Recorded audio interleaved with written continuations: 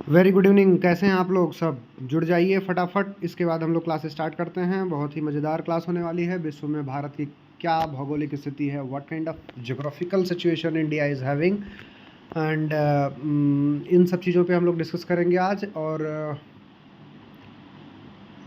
Sorry मैं 2 दिनों से क्लास नहीं ले पाया लगातार। कुछ ऐसी समस्याएं थी जिनकी वजह से मैं ऐसी परिस्थितियों में नहीं था कि क्लास कंटिन्यू हो पाए, और आगे जारी रहेगी, मैं कोशिश करूँगा। बाकी क्लास स्टार्ट करते हैं आज फटाफट। थोड़ा जल्दी पढ़ते हैं, और परिस्थिति आज भी सही नहीं है, लेकिन चूँकि मुझे लगता है कि मेरा जीवन मेरा अपना निजी उतना नहीं है जितना उन लोगों का है, या इस पे उन सब का भी अधिकार है जो हमसे जुड़े हुए लोग हैं। तो मेरे जीवन का वो हिस्सा जो आपका है वो आपको ही मिलना चाहिए, उसके साथ अन्याय नहीं होना चाहिए। और ठीक है। विश्व में भारत एक ऐसा राष्ट्र है जहाँ पे बहुत सारी क्लाइमेटिक कंडीशंस पाई जाती हैं, बहुत तरह तरह की चीज़ें होती हैं। तो भारत कहाँ है, कैसे है, भारत क्या है, कितने बड़े क्षेत्र में फैला हुआ है, इन सारी चीज़ों को हम लोग आज समझेंगे। भारत क्या है, कैसे है, भारत किस गोलार्ध में स्थित है। दरअसल ये जो पृथ्वी है ऐसी ही है कुछ। इसको उत्तर कहते हैं, इसको दक्षिण कहते हैं, और इधर से अगर काट दिया जाए तो ये वाला जो हिस्सा होगा ये पूरब होगा, और ये वाला जो हिस्सा होगा ये पश्चिम होगा। तो भारत जो है ये उत्तरी गोलार्ध में स्थित है। किस गोलार्ध में स्थित है? उत्तरी गोलार्ध में। ऐसे काटने पे जो इधर वाला हिस्सा यहाँ कहीं भारत आता है, ऐसा। तो उत्तरी गोलार्ध में है। भारत किस महाद्वीप में स्थित है? कितने महाद्वीप हैं बताइए आप लोग। सबके नाम कमेंट करके ज़रूर लिखिए, फिर आगे पढ़ाई करिए। भारत एक एशिया महाद्वीप है, जो सबसे बड़ा महाद्वीप, सबसे बड़ा ही है कि नहीं, आप ये भी कमेंट करिए। तो एशिया महाद्वीप में स्थित है। भारत किन किन अक्षांशों के बीच स्थित है? दक्षिण से उत्तर की ओर चलने पर 8 डिग्री 4 मिनट उत्तरी अक्षांश, इसको बोलेंगे 8 डिग्री 4 मिनट। ये जो जीरो ऊपर लगा हुआ है इसको 8 डिग्री कहेंगे, और ये जो डैश लगा हुआ है ऐसा, उसको मिनट पढ़ेंगे। क्या पढ़ेंगे? मिनट। और ये जीरो लगा है वो डिग्री पढ़ेंगे। 8 डिग्री 4 मिनट से 37 डिग्री 6 मिनट, 37 डिग्री 6 मिनट उत्तरी अक्षांश के बीच। यहाँ भी उत्तरी है, यहाँ भी उत्तरी है, ये बात नोट रखना है। भारत का दक्षिणतम बिंदु, दक्षिण वाला जो बिंदु है, साउथ का पोजीशन, वो भी नॉर्थ में ही लाई करता है, साउथ उत्तर में ही है। भारत किन किन देशांतरों के बीच स्थित है? देशांतर पूछ रहा है। देखिए ये वाली जो बात थी अक्षांश वाली, ये लेटी हुई लाइन को हम बोलते हैं ऐसे अक्षांश वाला। और जो ऐसे वाली एक मिनट, देशांतर बता रहा हूँ मैं आपको। ये पृथ्वी हो गई। इस तरीके से जो पृथ्वी का विभाजन है इसको देशांतर कहते हैं। क्या कहते हैं? देशांतर कहते हैं। भारत की चौड़ाई कितनी है? पूरब में अरुणाचल प्रदेश से लेकर पश्चिम में गुजरात तक चौड़ाई 2933 किलोमीटर है। 2933 किलोमीटर है। भारत की लंबाई कितनी है? उत्तर में जम्मू कश्मीर से लेकर दक्षिण में कन्याकुमारी तक की लंबाई 3214 किलोमीटर है। उत्तर में जम्मू कश्मीर से लेकर दक्षिण में कन्याकुमारी तक 3214 किलोमीटर है। भारत की, अगर ये भारत है तो यहाँ से यहाँ तक की भारत की जो लंबाई है 3214 किलोमीटर है। भारत का क्षेत्रफल कितने वर्ग किलोमीटर? पूरा क्षेत्रफल पूछ रहा है। तो ये है 32,87,87,263 वर्ग किलोमीटर। भारत में कौन सी रेखा गुजरती है? कर्क रेखा। कौन सी रेखा गुजरती है? कर्क रेखा गुजरती है 23.5 डिग्री उत्तरी अक्षांश में। भारत के उत्तर में कौन सी पर्वत श्रेणी है? हिमालय पर्वत श्रेणी भारत के उत्तर में, भारत का ऐसे इधर यहाँ पे हिमालय रक्षा करता है। भारत के पश्चिम में कौन सा सागर है? पश्चिम में कौन सा सागर है मैं बताता हूँ, भारत को बनाता हूँ। सॉरी, कुछ ज़्यादा ख़राब बन गया भारत का, ऐसे वाला सरल बन जाता है। एक सेकंड। ये पश्चिम वाला हिस्सा है तो अरब सागर है। कौन सा सागर है? अरब की खाड़ी, अरब सागर। भारत के पूरब में कौन सी खाड़ी है? तो बे ऑफ बंगाल, बंगाल की खाड़ी है। भारत के दक्षिण में कौन सा सागर है? हिंद महासागर है। दक्षिण में कौन सा है? हिंद महासागर है। देखिए इधर वाला जो है ये अरब सागर, ये अरब सागर है, ये से अरब सागर, बंगाल की खाड़ी है, और यहाँ पे हिंद महासागर है पूरा। क्या है? हिंद महासागर। स्थल के उस भाग को क्या कहते हैं जो तीन ओर समुद्र से घिरा होता है? तो उसे प्रायद्वीप कहते हैं। तो भारत क्या है कि अगर आप देखें तो भारत तीन तरफ से प्रायद्वीप से घिरा हुआ है। इधर भी पूरा पानी पानी पानी पानी पानी पानी पानी पानी पानी पानी पानी पानी पानी पानी ही पानी हो गया है। क्या हो गया है? पानी पानी नानी पानी पानी पानी पानी ही पानी हो गया है भारत के। तो एक तरफ से तो इधर घिरा हुआ है भारत, इधर से, फिर इधर से घिरा हुआ, रुक जाओ यार, इधर से भी घिरा हुआ है, इधर दक्षिण से भी घिरा है, पूरब, पश्चिम और दक्षिण, तीन तरफ से पानी से घिरा हुआ है। तो भारत, इसीलिए भारतीय प्रायद्वीप कहते हैं इसको। तीन ओर समुद्र से घिरे रहने के कारण भारत को किस प्रकार का देश माना जाता है? प्रायद्वीपीय देश। कौन सा देश? प्रायद्वीपीय देश। भारत में कितने द्वीप समूह हैं? दो द्वीप समूह है, एक लक्षद्वीप समूह, अंडमान निकोबार द्वीप समूह। लक्षद्वीप किस सागर में स्थित है? तो अरब सागर में है। भारत अगर ये है तो इधर है, और अंडमान निकोबार इधर है। इधर ए से अंडमान, एल से लक्षद्वीप। अंडमान निकोबार द्वीप समूह किस में है? वो बंगाल की खाड़ी में है। भारत का अंतर्राष्ट्रीय मानक समय क्या है? भारत का अंतर्राष्ट्रीय मानक समय 82.5 डिग्री पूर्वी देशांतर है, जो कि कहाँ से गुजरता है? प्रयागराज के नैनी मिर्ज़ापुर से। भारत का अंतर्राष्ट्रीय मानक समय ग्रीनविच टाइम से कितना आगे है? तो 5.5 घंटे 30 मिनट, मतलब 5.5 घंटे 5 घंटे 30 मिनट, 5.5 घंटे आगे है। कितना आगे है? 5 hours 30 minutes। भारत के मानक समय का देशांतर कहाँ से गुजरता है? उत्तर प्रदेश राज्य के प्रयागराज शहर से गुजरता है। प्रयागराज बहुत अच्छा शहर है। भारत की सीमा से जुड़े पड़ोसी देशों के नाम बताइए। चीन, नेपाल, भूटान, बांग्लादेश, म्यांमार, श्रीलंका, पाकिस्तान, अफगानिस्तान। प्रयागराज में मैं पैदा हुआ था।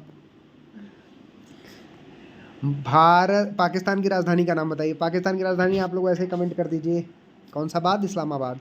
पाकिस्तान की भाषा उर्दू ही है। वहाँ की जनता उर्दू बोलती नहीं है, ये बात नोट कर लीजिए। वहाँ की जनता ज़्यादातर पंजाबी या सिंधी बोलती है, और उधर बलूचिस्तान वाले बलूच बोलते हैं।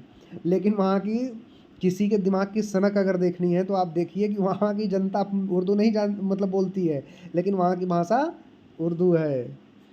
और यहाँ की मोस्ट ऑफ द जनता हिंदी बोलती है, लेकिन हिंदी राष्ट्रभाषा नहीं है, राजभाषा है। पाकिस्तान की मुद्रा का क्या नाम है? पाकिस्तानी रुपए हैं। विश्व विख्यात सेंधा नमक की खाने किस देश में है? तो पाकिस्तान में है। हाँ, ये नमक ऐसे गरीब में नमक खा के कोई बात नहीं, अच्छी बात है। बांग्लादेश की राजधानी का नाम बताइए। ढाका। हमारा चैनल बांग्लादेश और नेपाल और कौन सा कहाँ कहाँ देखा जा रहा था? थाईलैंड में भी देखा जा रहा था कुछ। बांग्लादेश की भाषा क्या है? बंगाली होगी, बंगला है, यस, बंगला भाषा बोलते हैं। बांग्लादेश की मुद्रा क्या नाम है? टका। टके शेर भाजी, टके शेर खाजा, अंधेर नगरी चौपट राजा। सदाबहार वन व सुंदर वन कहाँ पाए जाते हैं? बांग्लादेश में। चीन की राजधानी का नाम बताइए। चीन की राजधानी का नाम बीजिंग है, बीजिंग है। चीन की भाषा मैंडारिन। मैंडारिन याद कर लीजिए बच्चों, बहुत इंपॉर्टेंट है, ये याद नहीं होता है जनरली। Mandarin mandarin mandarin. लोग चीनी चीनी कर देते हैं, लेकिन चीनी नहीं है, मैंडारिन है।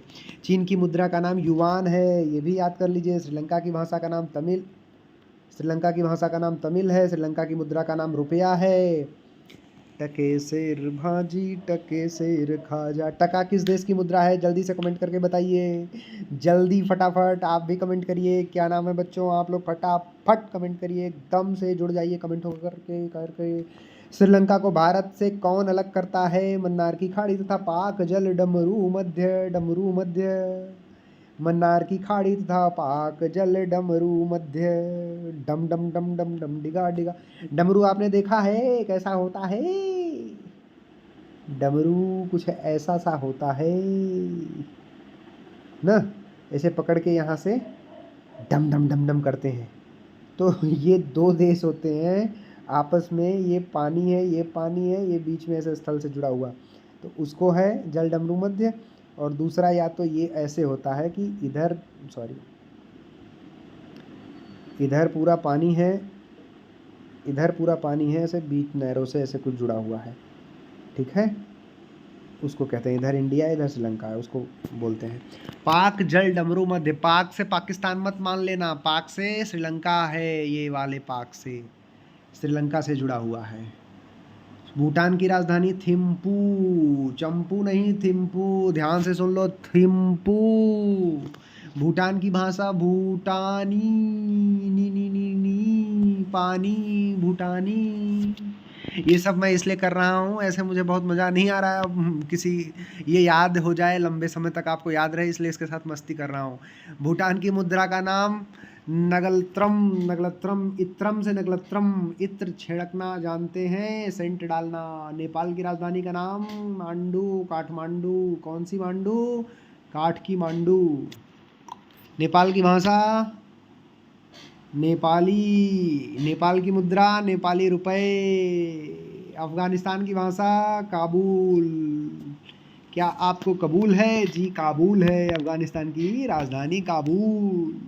भाषा अफगानिस्तान की पश्तो एवं दारी। क्या भाषा है? पश्तो एवं दारी।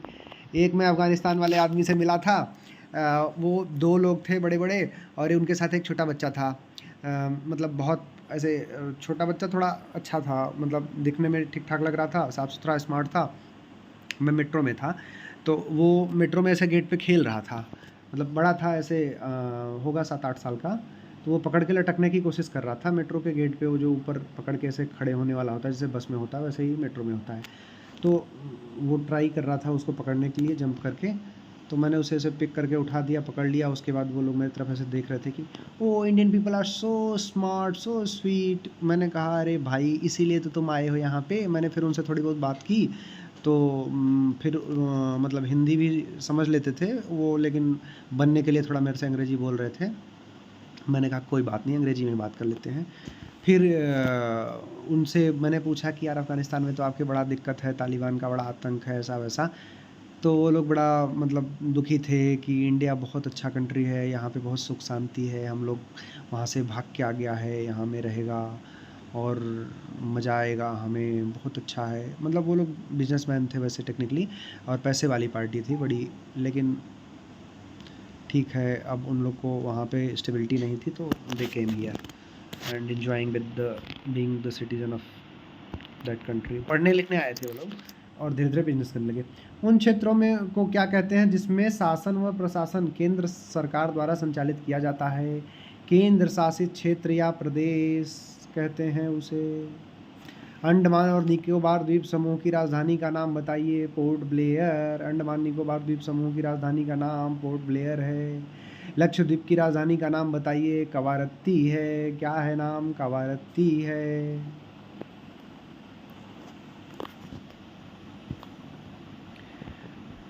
दमन दीव की राजधानी का नाम दमन है, और दादरा नगर हवेली का नाम सिलवासा है। ये सब एक हो गई हैं। दिल्ली की राजधानी का नाम दिल्ली है, दिल्ली ही है, नई दिल्ली। चंडीगढ़ की राजधानी चंडीगढ़ ही है। ये सब पुदुचेरी पुदुचेरी है। म्यांमार की राजधानी नेपिडो है। म्यांमार की भी राजधानी याद कर लीजिए, नेपिडो। क्या है? नेपिडो। क्या नाम है? न्याय करके पीट दो, या पीट दो, न्याय करके पीट दो, नेपिडो। हाँ याद कर लो, कैसे भी याद कर लो, नेपिडो। और भाषा क्या है? बर्मिस है। क्या नाम है? पहले इसी देश का नाम, म्यांमार का नाम बर्मा था। क्या नाम था? बर्मा। हाँ यार। पिया गए हैं रंगून की वहाँ से किया है टेलीफोन कि तेरी याद सताती है। एक मैं बैच का क्लास ले रहा था यही लास्ट ईयर शायद, हाँ किसी बैच को मैं पढ़ा रहा था, उसमें ये आया था, तो ये गाना जहन में आया था, तो मैंने उसमें प्ले कर दिया था, तुरंत बजा दिया था। आप लोग अगर सर्च करेंगे तो बहुत बढ़िया मज़ेदार गाना है ये। मेरे पिया गए थे रंगून वहाँ से किया है टेलीफोन की तेरी याद सताती है। मेरे पिया गए थे रंगून वहाँ से किया है टेलीफोन की तेरी याद सताती है। ये मुझे लग रहा है अंग्रेज़ों के ज़माने में बना हुआ था, तब बर्मा था। ये 1938 में इसका नाम बदल के म्यांमार किया गया। उस समय हुआ ये था कि भारत के लोगों को काले पानी की सज़ा होती थी, आप लोग सुने होंगे। तो काले पानी की सज़ा के रूप में 2, 3, 4, 5 जगहें ऐसी थी जहाँ जहाँ एक काले पानी की जगह ही है भारत और नेपाल के बॉर्डर पे, और दूसरा एक अंडमान में सेलुलर जेल है जहाँ बाल गंगाधर तिलक जी को रखा गया था, वो भी काले पानी की सज़ा मानी जाती है। वहीं पे वीर सावरकर जी को भी रखा गया था 14 साल के लिए शायद, हाँ 7 साल बाल गंगाधर तिलक भी रहे थे। और ऐसे ही उन लोगों ने अलग अलग जगह पे ऐसे काले पानी की सज़ा टाइप, मतलब काल कोठरी में बंद कर देते थे तो काले पानी की सज़ा हो जाती थी। तो वैसे ही वहाँ वो जेल कर दिए थे म्यांमार उमार में, तो उसी पे कोई गाना वाना बना होगा। म्यांमार की मुद्रा का क्या नाम है? बर्निस क्यात, या पता नहीं मुझे उसी पे बना है कि नहीं, लेकिन हाँ मेरे दिमाग में वही पिक्चर चलती है। बाकी मैंने मूवी नहीं देखी है, वो उतना ही गाना सुना है जितना वो क्लास में प्ले हुआ था। मालदीव की राजधानी का नाम बताइए। माले। मालदीव की राजधानी का नाम माले।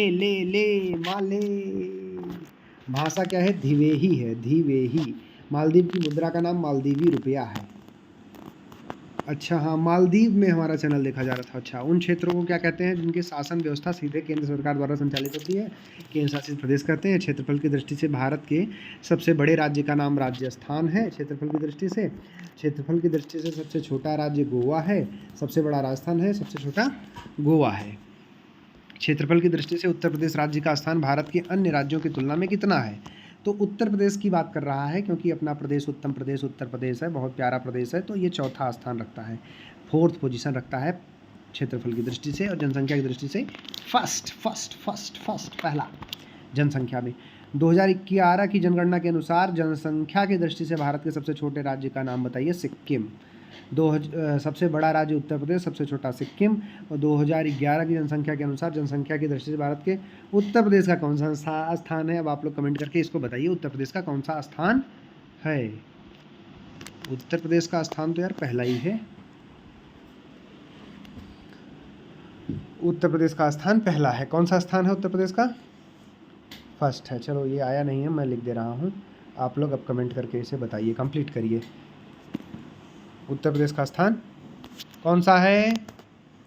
पहला है। कौन सा स्थान है उत्तर प्रदेश का? पहला है। उत्तर प्रदेश का कौन सा स्थान है? पहला। अच्छा, एक बात अब और, देश मेरा रंगीला, देश मेरा रंगीला। बड़े जल्दी के चैप्टर खत्म हो गया यार। मुझे लग रहा था कि थोड़ा देर चलेगा, टिकेगा, टिक ही नहीं पाया ये तो। चलिए आज क्विज कर लेते हैं आप लोगों के साथ, क्विज खेल लेते हैं। अभी जो पढ़ाया वही पूछ लेता हूँ मैं, और 10-10 सेकंड के लिए मैं टाइम दूंगा, आप लोग उतने में कमेंट करके मुझे बताएंगे। अब सबसे पहला क्वेश्चन ये पूछ रहा हूँ मैं, पाकिस्तान की भाषा का क्या नाम है? बोलते तो वहाँ के लोग दूसरी भाषाएं हैं, लेकिन वहाँ की आधिकारिक भाषा क्या है पाकिस्तान की? कमेंट कीजिए, कमेंट।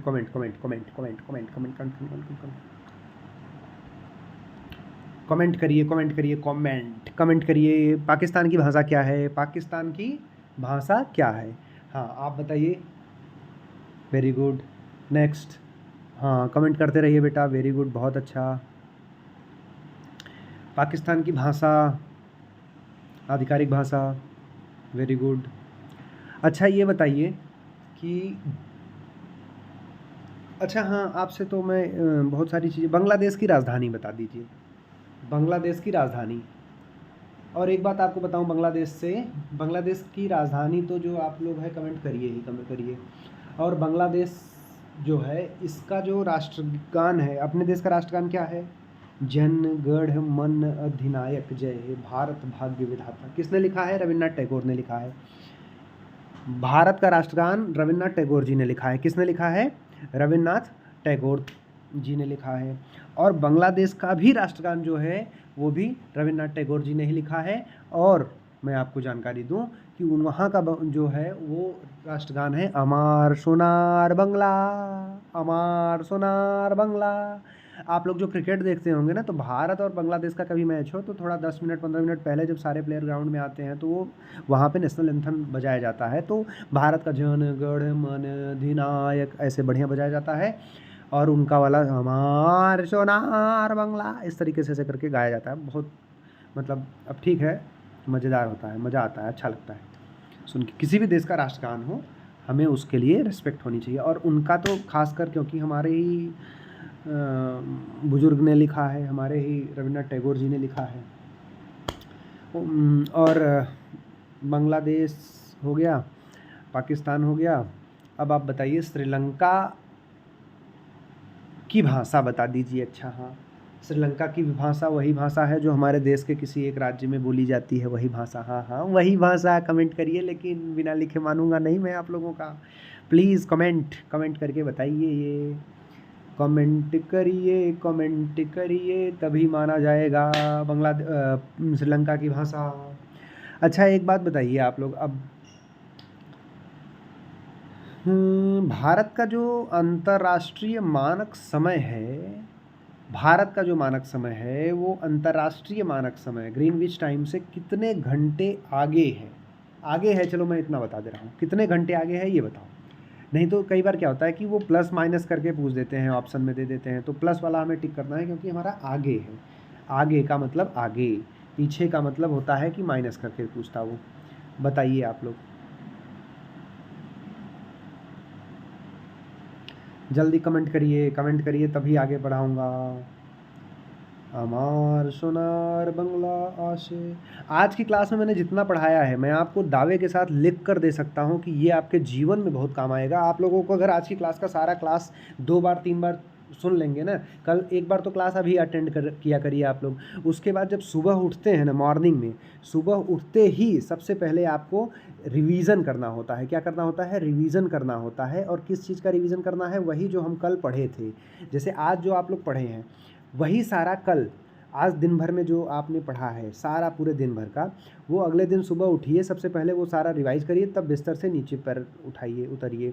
ठीक है, कई बार आप लोग को वॉशरूम आ जाती है, जाना पड़ता है, मैं मान रहा हूँ, लेकिन आप लोग बिस्तर से सही सलामत तभी बिस्तर छोड़िए जब आप पिछले दिन का सारा पढ़ाई रिवाइज कर चुके हों। ऐसे ही इस आज जो पढ़ें कल उसका करिए, कल जो पढ़ी हो परसों करिए, परसों जो पढ़ी हो अगले दिन करिए। मतलब नेक्स्ट डे आप बिस्तर तभी उठ के उसको छोड़ के जाएंगे जब आपका सारा रिवीजन हो गया रहेगा। एकदम से हाली हुली में बिस्तर नहीं छोड़ देना है। पुराने दिन का आप उसको तकिया कॉपी अपना नोट्स ले करके सोइए ना, किताब कॉपी लेके सोइए। खाट पे बेड पे जहाँ भी सोते हैं, नीचे ज़मीन पे कहीं भी सो रहे हो यार, सो तो रहे हो ना, उसको वहाँ पे लेके अपने सिरहाने रख के सिर के पास सो उस किताब को। मैं तो अपने बेड पे किताबें भरी रहती हैं, आधे बेड पे किताबें रहती हैं, आधे बेड पे मैं सोता हूँ। और कई बार ऐसे मेरा हाथ चला जाता है, मैं रात को उठ जाता हूँ, पढ़ने लगता हूँ। आप भी पढ़िए, मेहनत करिए। बिना मेहनत के जीवन में कुछ नहीं मिलने वाला है, ये बात आप नोट कर लीजिए आप लोग। और आज की मेहनत आपकी कल को आपको मज़ा दिलाएगी, कल आप लोग सफल होंगे तो ये जो मेहनत है आपकी काम आएगी। अन्यथा अभी बचपन में हम मेहनत किए रहेंगे तो आगे बड़े होकर के हमें ज़्यादा मेहनत नहीं करनी पड़ेगी, आसानी से हम बल बुद्धि से पैसा कमा पाएंगे। अन्यथा की दृष्टि में हम ऐसे गरीबी में जिएंगे। और आप लोग को नहीं लगता कि मतलब हमारे आपके पेरेंट्स कितने स्ट्रगल कर रहे हैं, कैसे कैसे वो हमारे लिए संसाधनों को जुटा रहे हैं। संसाधन मतलब हमारे लिए पढ़ाई के लिए किताब कॉपी, मेले में कोई सामान खरीदना हुआ, खिलौना हुआ, गाड़ी बंगला, ये सारी चीज़ें संसाधन ही तो हैं। ये सारी चीज़ें हमारे लिए वो कितने मेहनत से जुटा पाते हैं। कई बार हमारे मन में बहुत सारी चीज़ें बाज़ार में हम देखते हैं, उनको खाने का मन होता है, लेकिन हम खा नहीं पाते। क्यों? क्योंकि हमारे पास उस समय पैसे नहीं होते हैं। तो अब पैसे हमें होंगे तभी तो हम कमाएंगे, मतलब कमाएंगे तभी तो पैसे होंगे। पढ़ेंगे अच्छे से, लिखेंगे, तभी तो हम आगे चल के कुछ बढ़िया कर पाएंगे ना जीवन में बच्चों।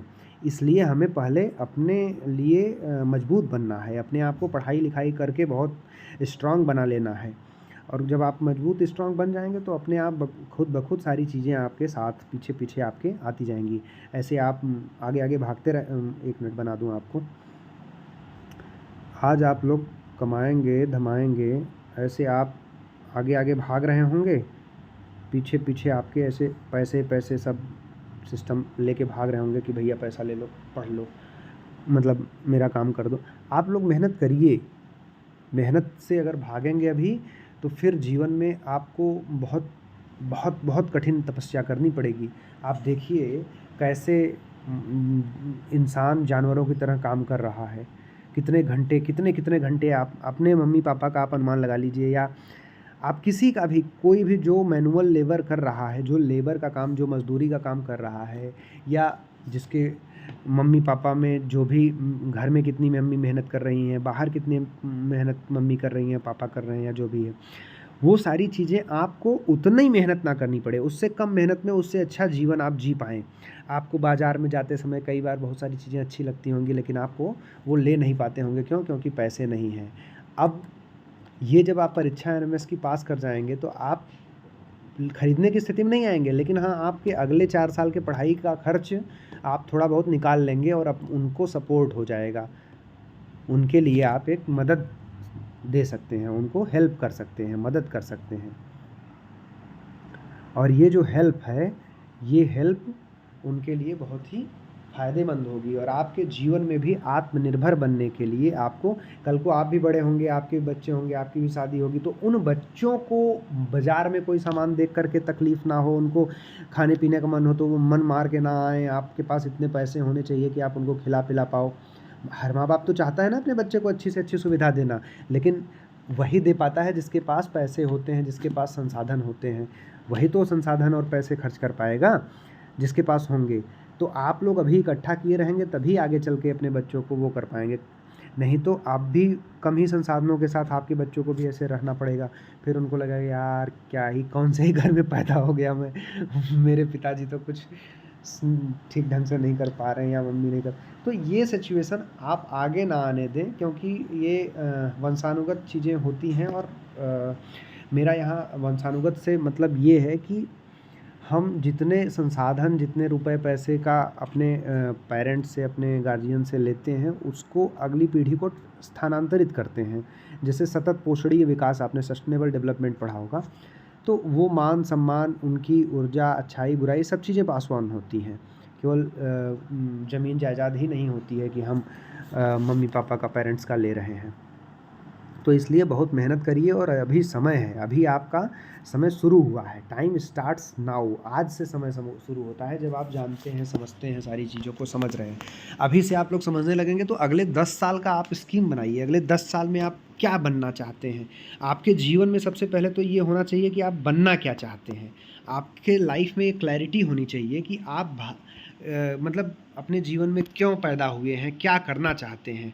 आप पुलिस में जाना चाहते हैं, आईएएस बनना चाहते हैं, पीसीएस बनना चाहते हैं, डॉक्टर बनना चाहते हैं, क्या बनना चाहते हैं? सबसे महत्वपूर्ण ये है। अगर आज आप डिसाइड कर लेंगे आप क्या बनना चाहते हैं, आज डिसाइड करिए। आप लोग 2-4 दिनों में आराम से धीरे धीरे सोच के, आज ही अभी एकदम से पागल होकर नहीं डिसाइड करना है।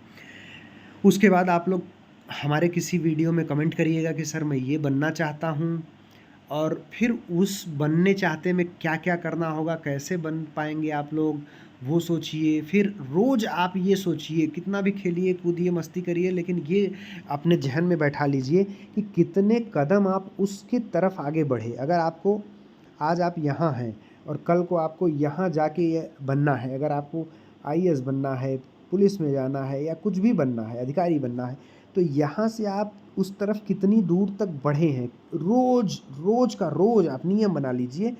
अगर आप एक एक कदम रोज़ आगे बढ़ते जाएंगे तो एक न एक दिन यहाँ पहुँच ही जाएंगे। इसलिए आप बढ़ते जाइए, बढ़ते जाइए, बढ़ते जाइए, सोचते जाइए। किसी को डॉक्टर बनना होगा, किसी को टीचर बनना होगा, किसी को मास्टर बनना होगा, किसी को इंजीनियर बनना होगा, किसी के लिए खेती करनी होगी, किसी को मजदूरी करनी होगी, किसी को खिलाड़ी बनना होगा, किसी को बहुत कुछ बनना होगा, एक्टर बनना होगा, कोई भी, किसी को मतलब मैनेजर बनना होगा। कोई भी आप प्रोफेशन चूज़ कर सकते हैं, लेकिन उसकी तरफ आपका डेली टू डेली आप उसकी तरफ बढ़ते जाइए। एक एक कदम ऐसे ऐसे करके आप बढ़ाते जाइए, नहीं तो आप पीछे रह जाएंगे। दुनिया बहुत आगे निकल जाएगी, और मैं आपके साथ हूँ। जो भी जिस तरीके की भी मतलब आपको मदद चाहिए, वो मदद मैं आपको देने के लिए तैयार हूँ। हालांकि हम लोग क्विज आगे बढ़ाते हैं, और आप बस मेहनत करते जाइए। आप लोग सोच लीजिए, अभी डिसाइड कर लीजिए आपको बनना क्या है, और फिर वो 10 साल, अगले 10 साल में आप वो बन जाएंगे, और नहीं बनेंगे तो 12 साल में बनेंगे, 15 साल में बनेंगे, कभी तो बनेंगे आज। लेकिन अगर आप कुछ बड़ा सोचे रहेंगे तो ज़रूर कुछ न कुछ पा जाएंगे, ऐसा तो रहेगा ही। तो जीवन में अच्छा करना है। अब आप ये बताइए कि भारत जो हमारा देश है, उस देश में बहुत सारे राज्य हैं। उन राज्यों में सबसे जनसंख्या वाला, सबसे नंबर 1 पे जनसंख्या में कौन सा राज्य है, उस राज्य का नाम आप लोग कमेंट कर दीजिए, ठीक है। और उस राज्य का नाम आप कमेंट कर दीजिए। हाँ, वही राज्य जो जनसंख्या में सबसे नंबर 1 पे है, उस राज्य का नाम आप कमेंट करके बताइए। आज जल्दी से कमेंट करिए। अगला क्वेश्चन मैं पूछता हूँ आपसे। हाँ, ये कमेंट कर दीजिए, फिर अगला क्वेश्चन पूछूँ मैं आपको। अफ़गानिस्तान की राजधानी क्या है, ये कमेंट करिए आप। बिल्कुल एग्जैक्टली, वेरी गुड बेटा। हाँ, अफ़गानिस्तान की राजधानी कमेंट करिए। अब लिखिए।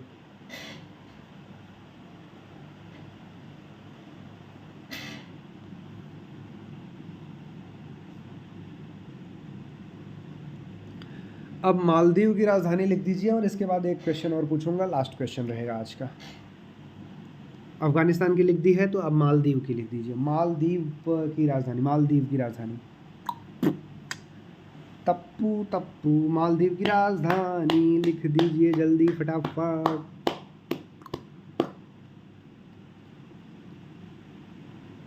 हाँ, मालदीव की राजधानी। आखिरी क्वेश्चन आपसे मैं पूछ लेता हूँ, बहुत ही प्यारा क्वेश्चन। इस क्लास में मैंने पढ़ाया नहीं, लेकिन आपको आना चाहिए। आप बता दीजिए उत्तर प्रदेश की राजधानी। बहुत ही लल्लू सा क्वेश्चन है, आप लोग इसका कमेंट करके बताइए। उत्तर प्रदेश की राजधानी क्या है? यूपी की राजधानी, उत्तर प्रदेश की राजधानी, राजधानी, उत्तर प्रदेश की राजधानी कमेंट करिए। Thank you so much. Class को ख़त्म करते हैं। जय हिंद बच्चों, हंसते रहिए, मुस्कुराते रहिए, खुश रहिए, खुश रहिए, एकदम बढ़िया स्माइलिंग करते रहिए। अरे यार, इसकी आँख खराब हो गई है, रुको बिगाड़ बनाता हूँ। वेरी गुड, हंसते मुस्कुराते रहिए। बाय बाय, टेक केयर बच्चों, बाय।